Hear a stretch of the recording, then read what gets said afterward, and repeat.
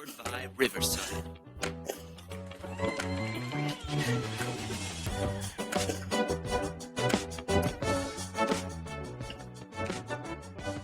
Hello, and welcome into TheSadFan, where we talk about the good, the bad, and everything that made us sad. Welcome in, boys and girls, and children of all ages.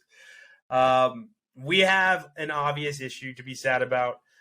When this drops on Thursday, we will have been a little bit late to the party, but trust that we were on top of it right away at TheSadFan. It was immediately went into scramble mode for how to cover this, gauging emotional reactions from myself and the staff across the TheSadFan organization. But I think that when it comes to the story of Damar Hamlin, they were echoing the sentiments of the entire world.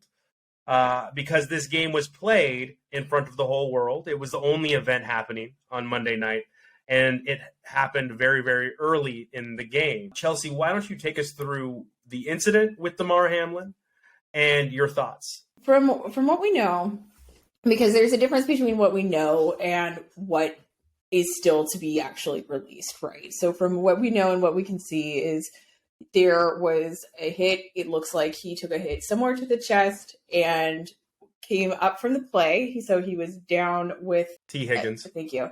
Had kind of a reaction and collapsed on the field. He needed CPR, needed defibrillation. It looks like he was on the field for 10 minutes needing help. And the thing was that it was so shocking. Like, this moment was so shocking that his teammates were just in tears. It was really something that no one ever wants to see happen on the field. And having, unfortunately, been a person who has had to perform CPR and perform defibrillation before, if you do not know what is happening, it is very traumatic.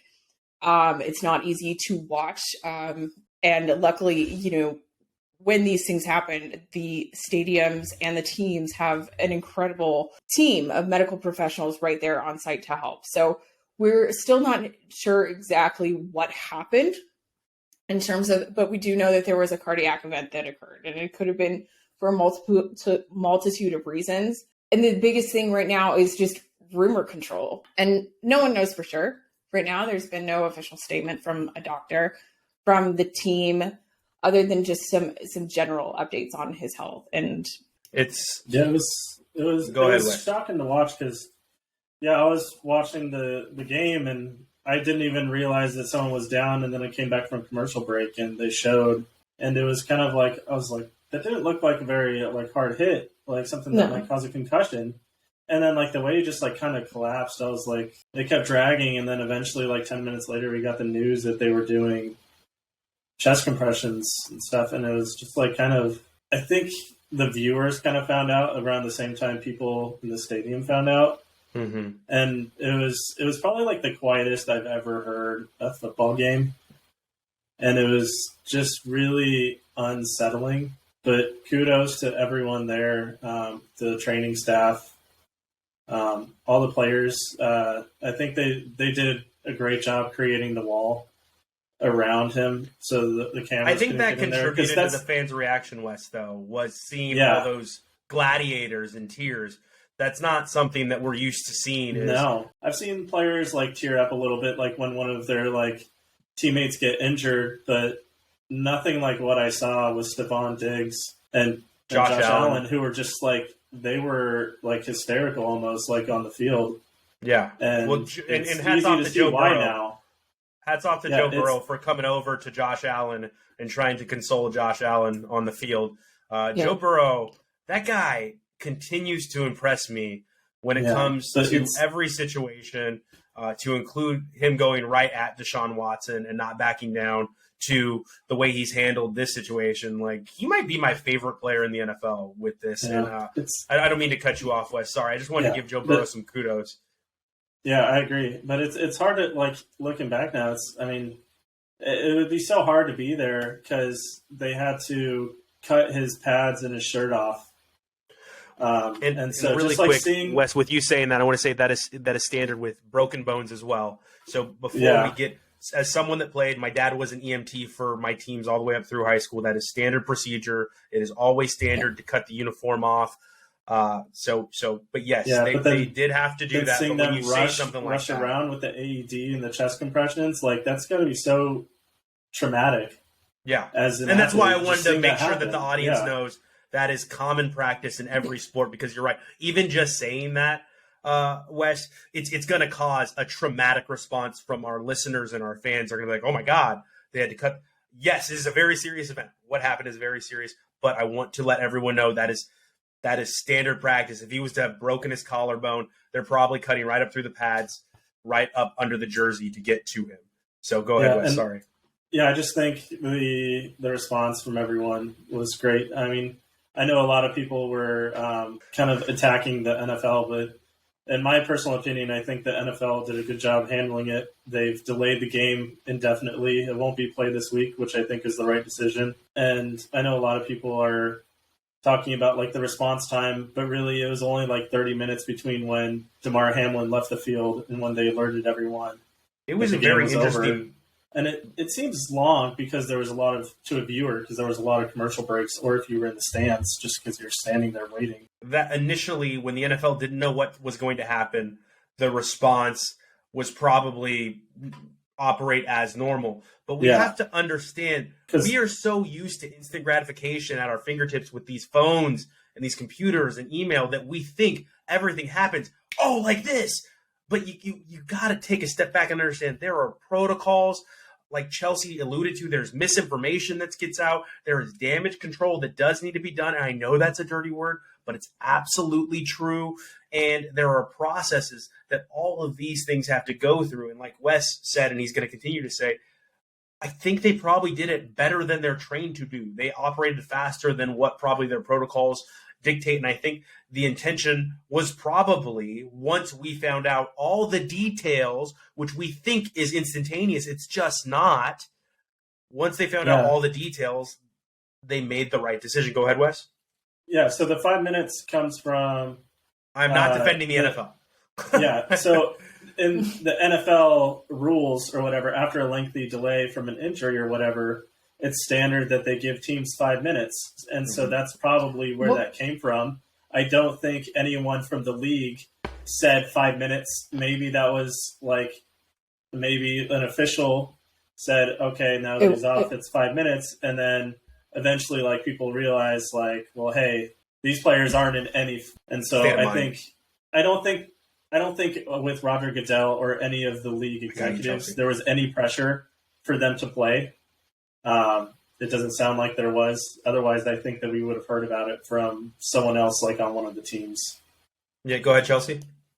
I mean, I have further thoughts on this that are in a much different direction, but I think I'm just going to hold and reserve comment until we actually know more, because I think that there's a little bit of a differing take on what actually happened, but I would like to see kind of the post-incident discussion that happens with the coaches and with the league that discusses what actually happens, and that won't be today, it won't be tomorrow, but when there's an actual scoop about journalists that we can trust. Exactly, not just Skip Bayless saying his garbage takes that he had this week, but no, until we have a real understanding of what the discussions were, both with the NFL calling down to the field, we can say that we do have an issue in this society with instantaneous gratification, but that goes both ways. It means that the league also knew exactly what was happening as it was happening. But we don't. They're on the phone with people. No, they have. But we don't know the info. The league has had their representative there, who she flies around to every Monday night football game. That's kind of all I'm going to say at this point. Is I have a little bit different take on it. That's a little bit more critical, but also I do not have a favorable opinion whatsoever on this planet of Roger Goodell, and I think he treats his players like trash as far as the actual league goes, and there are more people that are in the league and that make these decisions than just him. Yeah, it's not a players' league; it's a money-making enterprise. Exactly, and I think that behind the scenes there was actually a little bit more conversation between the league and the NFL Players Association than we're really privy to at this point. And the NFL doesn't necessarily have the best track record of treating its players as more than just a way to extract money. And just so you guys know, this services. is, in my opinion, I apologize if I'm speaking for you. I feel like an idiot. I feel like I'm about to mansplain, and I'm not. I don't think I am.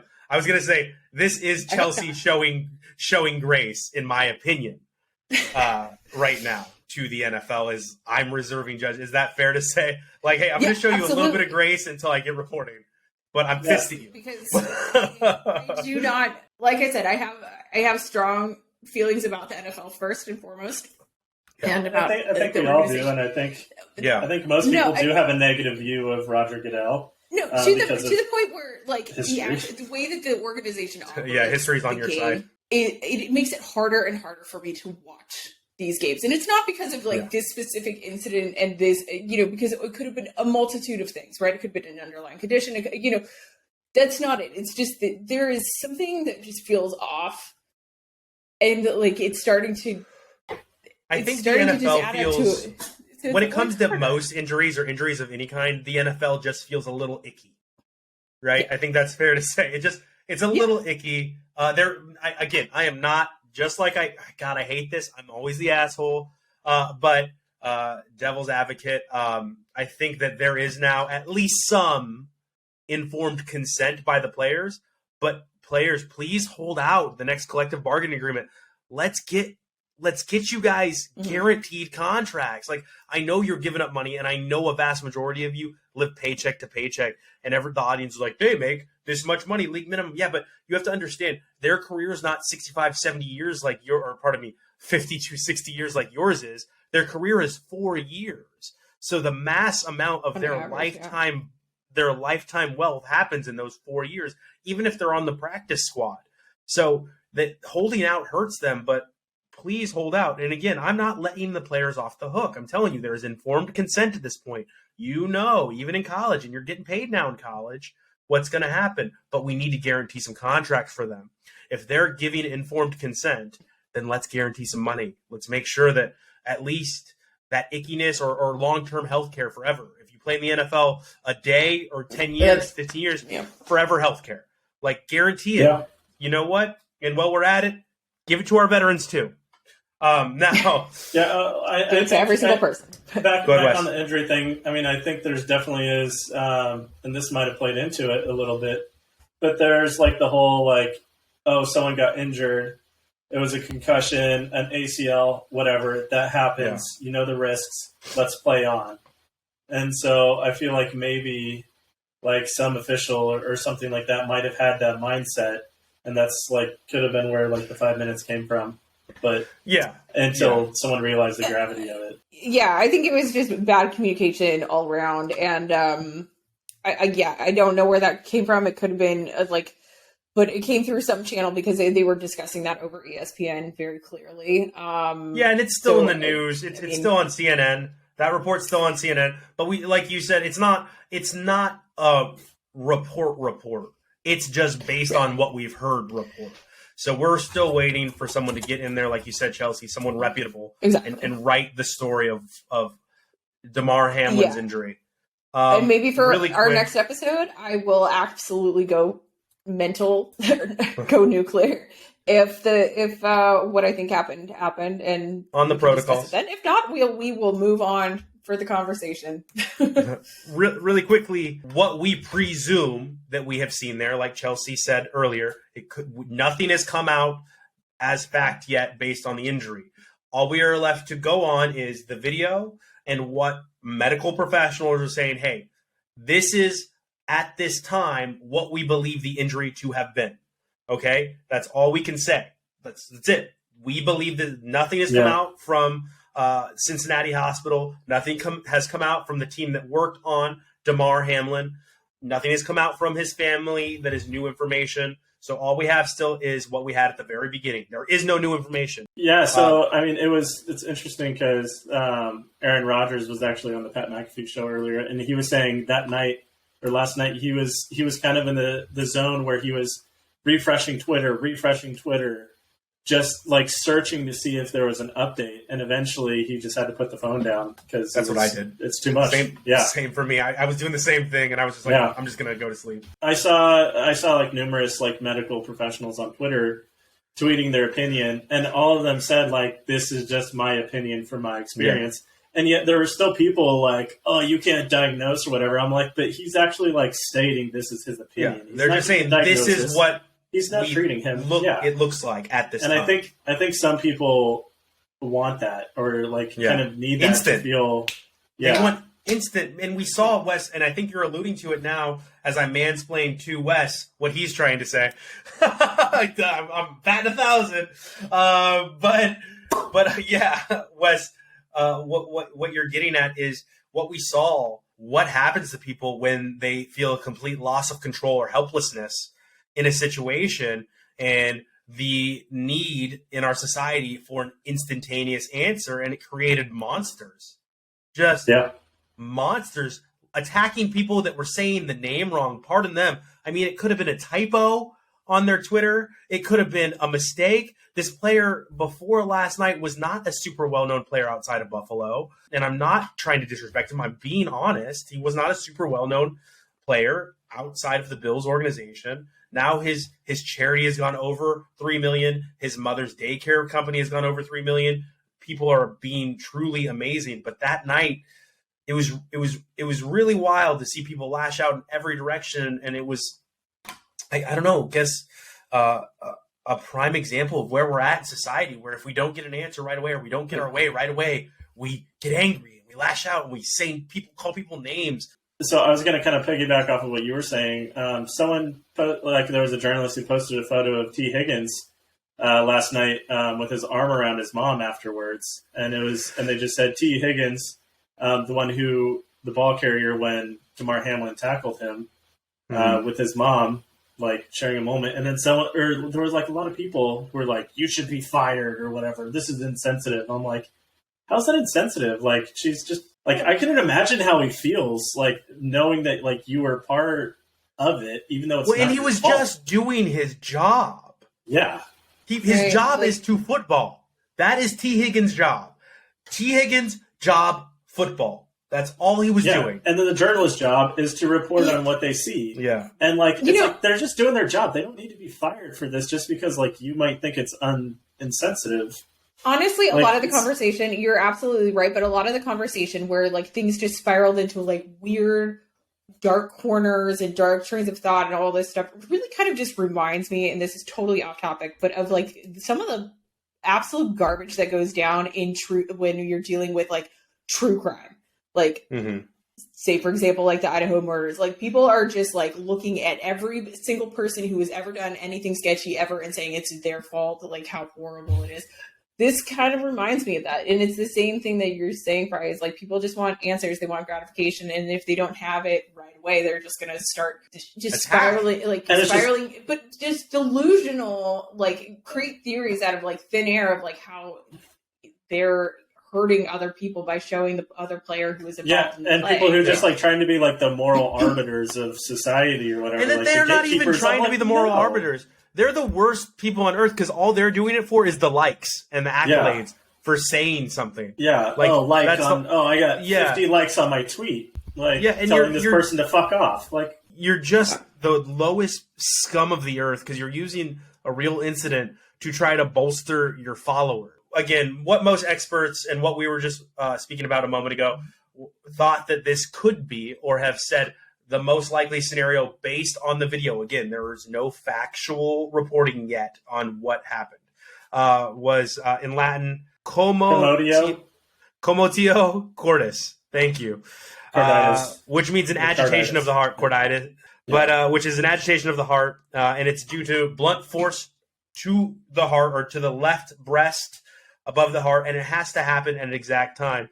Now, the blunt force has to occur during a very specific time within the heartbeat, which is controlled by electrical impulses within your heart. And in particular, during the repolarization phase of the heartbeat, it's electrical signal.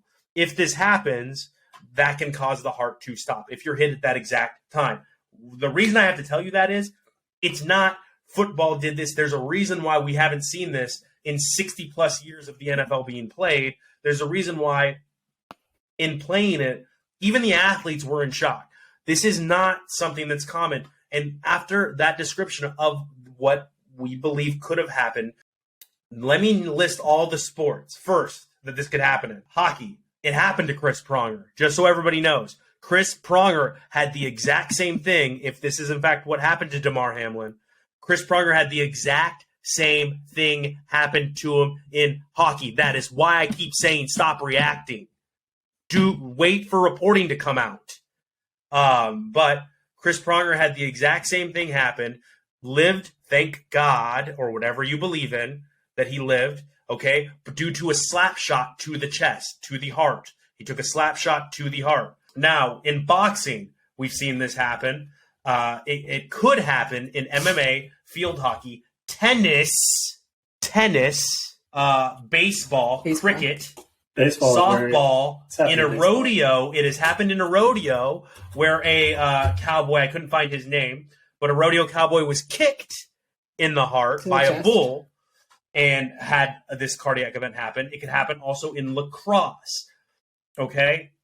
Again, people are saying we've never seen anything like this. It's so myopic. The smaller the object that hits you, the greater the chance of it happening is, as long as it's at the right time of the heartbeat. But yeah. Which is why it's rare in football, because the helmet is large. Right. And this is why there's like myths of like the 5-finger death punch. I want to get us off this topic as fast as possible. Really quick. We've been on this for a bit. But I'm going to say this. It didn't happen in front of the whole world at the age of cell phones. Hank Gathers died on a basketball court, everyone. Look it up. Google it. Do your research. Stop just reacting. Inform yourself. 2 things. These things have happened. It sucks when you see it live. It hurts. You have no control. This does happen, and it sucks that we now have to accept this part of life if you saw it live or if you've now been on Twitter. But Hank Gathers died on a basketball court. I watched live Christian Eriksen. Watched it live. I love the Denmark football team, soccer in America. Love it. It's one of my favorite teams. Terrible showing at the World Cup, but that's besides the point. I watched live Christian Eriksen die, literally die. And the camera, the Euro team, the production team, took tons of heat for just keeping the camera on Christian Eriksen. Now, they revived him. They were able to bring him back to life. But the reporting, the actual journalism that was done said that he died. The medical team that helped him said he literally died. We had to bring him back to life. Yeah. Okay? You said for 5 minutes, Wes? Yeah. And I watched this live, and I was like in shock because Wes and I, and Chelsea, when she's in her full water polo crush it mode, work out very hard, physically exert ourselves.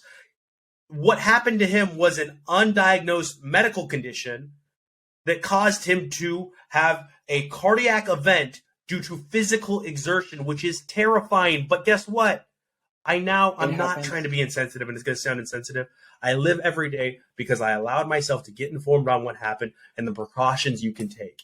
And that is what not reacting allows you to do, is be weighed, be measured, be emotional, be sad, be scared for him and his family. Don't hate on people that are in the same place as you are. Don't attack each other, right? But understand these things have happened before. Christian Eriksen got to play in this year's World Cup. Christian Eriksen got to play. That was a year and a half ago, and he played in this year's World Cup. All right? Yeah. Let medical professionals do their job. Let them do their job, all right? That's it. But I will say, moving on to a new subject, Kayvon Thibodeau looked really bad now, right? We're going to cycle back to Kayvon Thibodeau doing a snow angel next to Nick Foles writhing around in pain on a field after he injured him. And I'm not a player hater. I'm not a celebration hater. Wes knows I love the talkers. I love the celebrators. It's my favorite thing. But that, man, do you look bad now, Kayvon? Because even in that moment, I was like, damn, we've come a long way from Lawrence Taylor. And look it up, boys and girls. Lawrence Taylor flagging on with desperation the medical team after he broke Joe Theismann's leg. We have come a long way from that, because that was the most disrespectful thing I've ever seen. Because I've always said, we don't want to hurt each other out there. We don't want to see each other. We're playing our hearts out, but the truth is, we don't really want to injure. We say a lot, but it's hyperbole.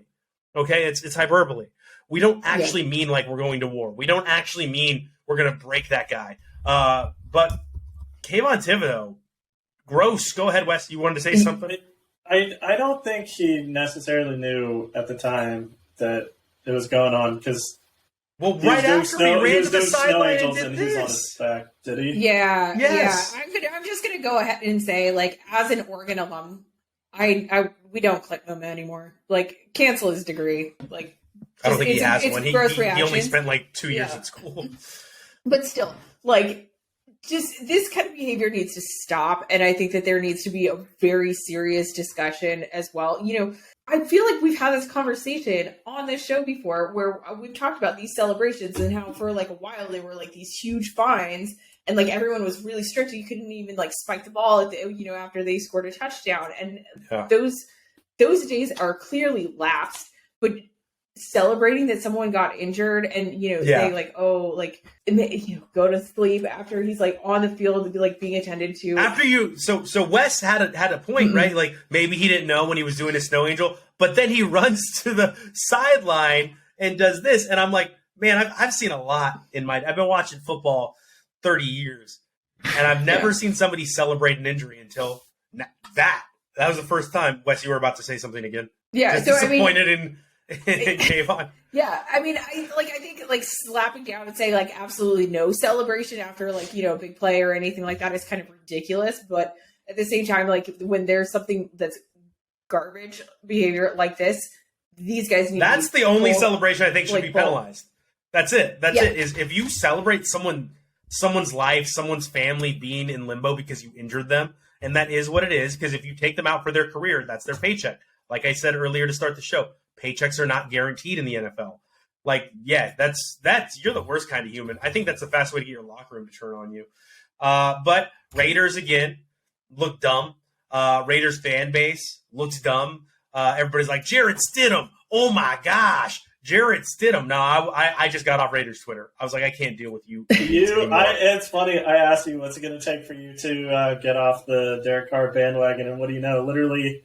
Like 6 hours later, he was benched for Jarrett Stidham. Yeah, and then everybody's like, Jarrett Stidham obviously proves that Derek Carr was the problem. And I'm like, you don't think that in any way? Because I watched the game and I'm like, wow, Josh McDaniels is really opening up this playbook for Jarrett Stidham. Like, these are different passing routes. I haven't seen these before. And then I'm sitting here like, Derek Carr gave a press conference where he said, he was asked, how often do you improvise? And he goes, there's not a lot of room for improvisation in this playbook. And I'm like, weird. We all forgot that press conference happened, and we're all jumping all over this. And I'm like, you forget, Wes, you've said this as well. I'm giving you credit, sir. You've said this as well. Josh McDaniels is a bad head coach. He has a bad record. He has lost now 5 games where he had a lead. 5 games. He is a terrible head coach. Patrick Graham is a terrible defensive coordinator. Everybody's like, well, he was pretty good for the Giants. Giants had a losing record. Suck it. He's bad. Now, I'm sorry. Like, these people are bad at their job. The other coach I want to put on, go ahead. Do you have something to add with the Raiders, Wes? Oh, I was just going to say, I mean, in my opinion, I think Jarrett Stidham did pretty well. Oh, I'm not hating on him, but all I'm saying is, do you think that there's a chance that Josh McDaniels may have implemented a game plan to make the guy that he traded picks for to bring from New England to Las Vegas and then put in for Derek Carr to play against the number 1 defense in the NFL, may have done a little extra hard work to prepare him, may have put in a little extra in the playbook? Is that a chance? Do we like to look right, kids? We definitely like to look right. So do we do everything in our power to look like we're right? I don't think a head coach is going to do all that to sideline their quarterback. I feel like you're kind of getting into conspiracies here. I think you're getting into, I trust these people way too much. Wow. I just saw an employee side with leadership just now. I don't think a head coach is going to... Keep paying me less. I like it. I don't think a head coach is going to handicap their quarterback. That's stupid because not only doesn't Josh screw McDaniels over is the stupid. team, it screws over themselves as well as At the the end head of the coach. You're season? responsible for the team. And Josh McDaniels, I don't think, wants to get fired for a second year in a row. He's not going to get Or fired. for a second I think this team in a row. This is demonstrating, hey, look, I was right about him all along. I told you, we got just close enough. If I could do this with Jarrett Stidham, imagine what I can do with 80-year-old Tom Brady, who's the court. Like, I've seen Tom Brady. I've seen Aaron Rodgers. We're going to trade for Aaron Rodgers. Just the Raiders fan base blow my brains out. Like, blow them out. Because they are just, well, if we trade all the way up to the first overall pick, we could, if we do this, like, shut the fuck up. You guys are annoying at this point. Like, I'm ashamed. Wow. Commanders? Hey, So I knew they were bad. I didn't realize they were as bad as the Ohio State fan base. I'm angry. Okay. I think Twitter is poisoning my view of the Raiders fan base because I used to think, hey, we're not what you see on TV. Yeah, they are. All right, so Commanders. The Commanders. Ron Rivera looks really dumb because the Commanders were put into a shot at a playoff spot by substituting in Taylor Heineke for Carson Wentz, and they should have just kept riding that horse. But in all of his wisdom, Ron Rivera goes, you know what, Taylor?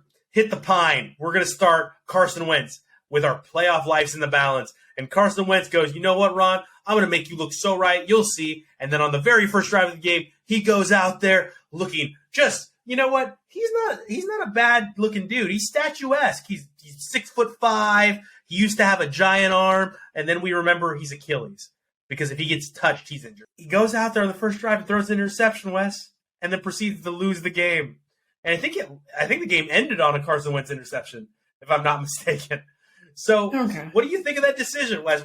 Would you have done that? Would you have benched Taylor Heineke, who got you in the playoff race for Carson Wentz? I mean, probably not, but it's the Commanders, so I don't really care, and it helps the Seahawks, which is another thing that pisses me off right now. Go ahead. No, you said it last week. You decided said to fuck give Aaron Aaron Rodgers. Rodgers favorable treatment because they put him on Sunday Night Football, even though the Lions-Packers game and the Seahawks game are dependent on each other to find out who gets that last wild card spot. And normally, they should put those two games at the same time. Instead, they give Aaron Rodgers, who everyone frickin' hates now. I'm tired of seeing him on my frickin' screen. They decide to give him Sunday Night Football instead of Jaguars and the Titans, which is another game that also has playoff implications for their division, but isn't reliant on other games. Give that one Sunday Night Football and let the other two games play it out at the same time, which is what every other sport does. That's why World Cup has two games at the same time. So that way there's no this happened so we can rest our players or whatever. Because if the Seahawks win, the Lions have nothing to play for. And that gives the Packers a significant advantage because if the Packers win, then the Seahawks are out. If the Lions win and the Seahawks lose, then the Lions can go in. So it just I'm sorry, Wes. It puts the Seahawks at a disadvantage. And you did say they were the best team in the NFC West, and you can't be right if they don't make the playoffs. You still have an opportunity to be right in the end. I might be wrong if the Seahawks make the playoffs and they cause some ruckus, make some noise, but right now doesn't look good. And Chelsea, here comes Tom Brady. I don't care if we lose and the freaking Lions go in. Whatever. As long as Aaron Rodgers' dumbass face isn't on my TV for the playoffs, I'm going to be happy. I don't want to see his face. I'm not watching a Packers playoff game. Is the NFL rigged, Wes? It's bullshit, and I don't want to see his dumb, ugly, freaking anti-vax face. Are you mad that Oregon shares the same colors as the Packers? It's not even close. It's a different shade of yellow and a different shade of green. It's not even close. It's not even close. Is it weird that I don't want to Sabrina see his dumb Ionesco anti-vax face on my TV. Is it weird that Sabrina Ionesco? Oh, sorry, Chelsea, go ahead. I was going to say, clearly my brother does not own any throwback gear where ours are exactly the same colors as the Packers. I was going to say it must make him super mad that Sabrina Ionesco is like a huge Aaron Rodgers fan. No, she's not. That's just bad taste, but we can all. I don't know post-vax. I don't know post-vax and But a couple years ago, she was like a big Aaron Rodgers guy or girl. Pardon me. Yeah, my bad. But yeah, she was like doing photo shoots with him and stuff. But really quick, Chelsea, like I said before we lost Wes for the show, it looks like. I don't even want to hear your next comment because I know what's coming. Yeah. I'm sorry, Chelsea, but you were the one that was like, why would you put this evil on us, Fry? And I was like, it's just wild to me that it looks like he's going to do it again. And then sure enough, him and Mike Evans went absolutely nutso last week. Yep. And I mean, they're in it. So, I mean. Sorry. Here's an example, everyone that's thinking about starting a podcast, about how you, what's the word I'm looking for here? Torture your co-host?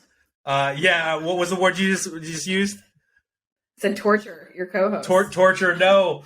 Alienate your co-host by mentioning not one quarterback they hate, but two. And we'll lose Wes on Aaron Rodgers, and then to lose Chelsea on Tom Brady. And then just me I'm not going to get lost on the Raiders, but all I basically did was just run a segment called The Sad Fan Hates Football. Like, that's what I just... Pretty much, yep. We hate all the quarterbacks, and so apparently in the NFC. Let's go Tom Brady. Let's quickly move on then to the college football playoffs.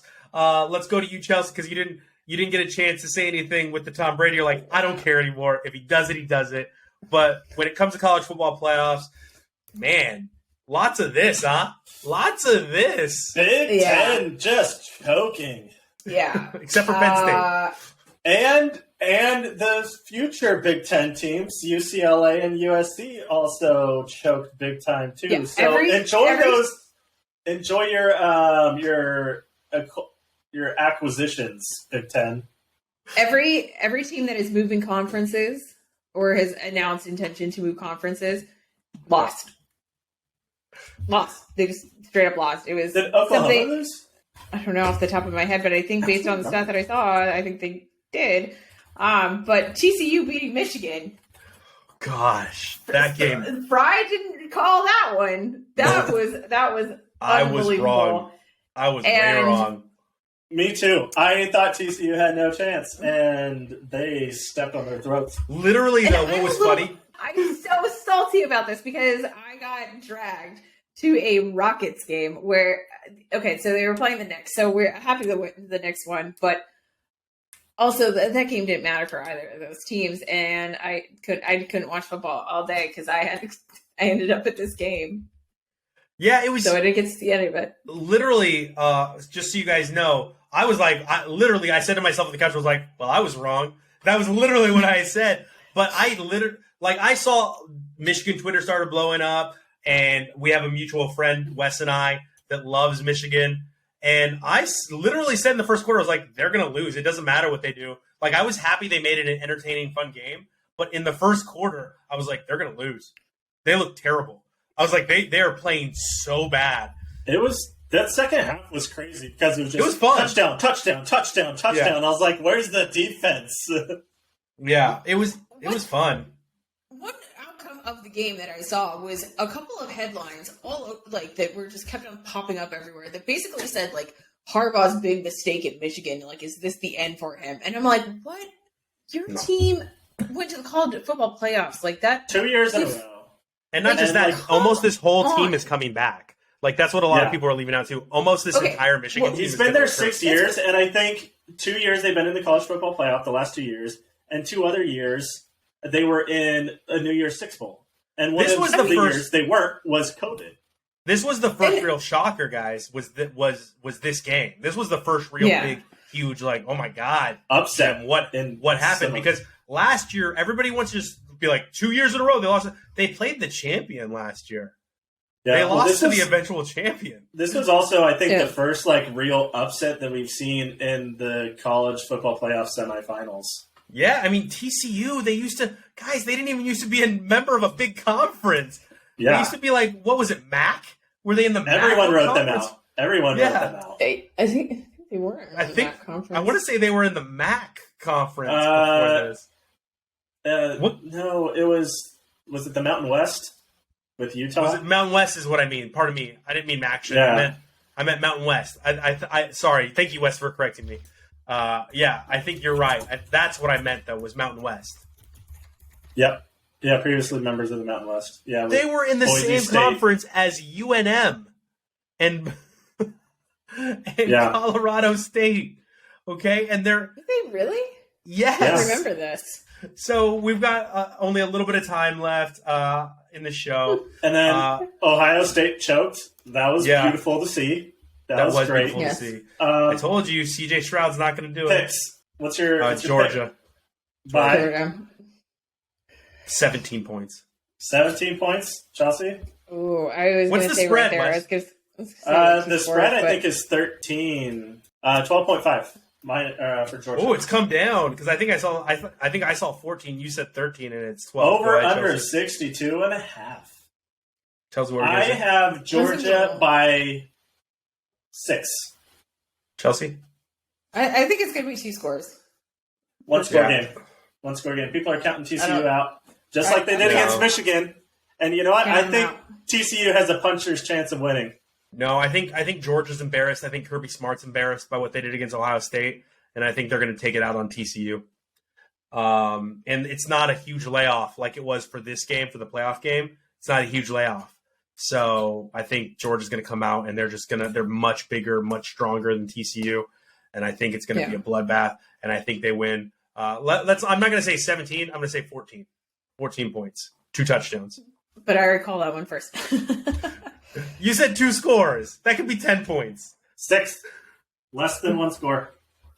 All right. So, really quick, I want to get into this. NC State, Gary Hahn, you're out of here. Thank God. I hope all you racists get what's coming to you. Gary Hahn, thank you for for showing us all your true colors on national television.